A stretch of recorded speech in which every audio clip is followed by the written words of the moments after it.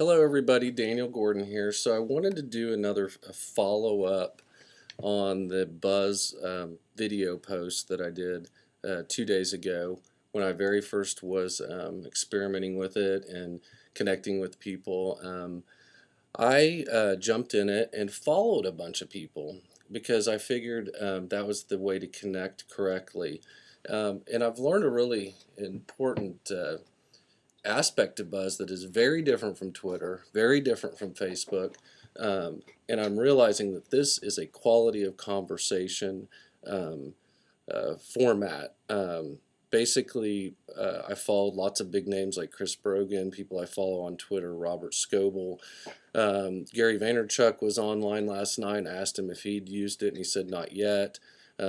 He immediately kind of got involved in it, and I followed him. But what the key thing about Buzz is, first of all, it's right there underneath your Gmail inbox displayed on the browser page. But when you go to it, you see the little buzz under the inbox, and as you get a reply to any conversation anyone has initiated, you will get an email notification. There is a hack to turn that off that I found on Lifehacker, but I haven't done that yet. But the interesting point is this, my long-winded point is that if you follow these big heavyweight guys on Twitter, like the names I mentioned and Gary as well, the conversation is going to be huge. And when you go into your Buzz option in your Gmail inbox, if somebody like Gary Vaynerchuk has said something and 500 people or 700 people or 800 people have responded to that, you can mute the conversation so that you don't keep getting notifications. But the problem with that is it's not collapsible. And I think the genius behind Buzz in this regard is that Google, I believe, did this on purpose, because I was reading a really interesting blog post, and Patrick Coleman and I, Patrick probably figured this out well before I did, but Patrick Coleman, Matt Johnson, Sid Burgess, I see Ryan Parrott on there, a lot of people that we're seeing migrate from Twitter, really diving into it and trying it out, Dave Ray.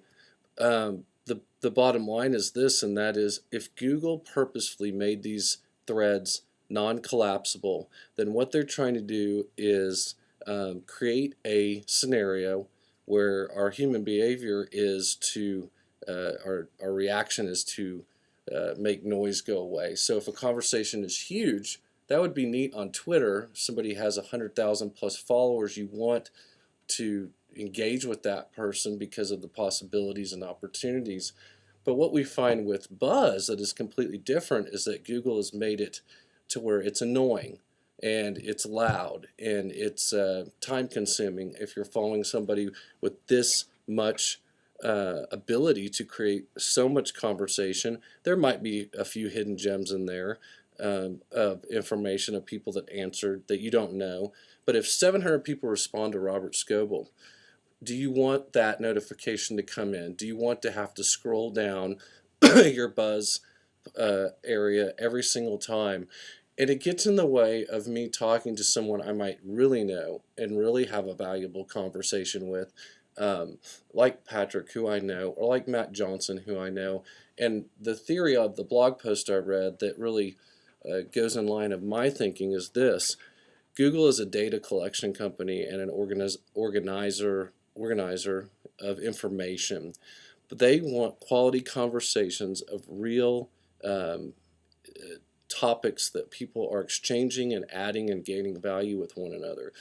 This format of which they have implemented makes it impossible to do that without wanting to drown out all the noise. Our behavior patterns don't like that. And Matt Johnson made some great points because he said there are ways to fix this. He was absolutely right. If they could collapse, if you could not just mute, but you could basically make that particular thread from that heavyweight social media go away so it's not in your way. But does Google really want that?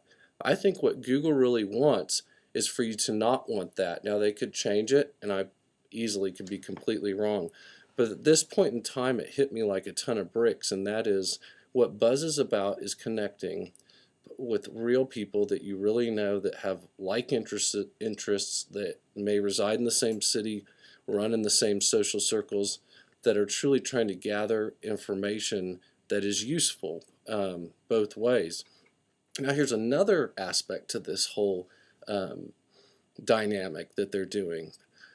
Take, for example, the Gary Vaynerchuk Crush It event. Well, if this were the model for Twitter back then, I would have never connected up with somebody that was in the real world out of my reach, because his noise of his conversation was absolutely too large for me to be able to handle, and therefore I turn him off or unfollow him and push him away.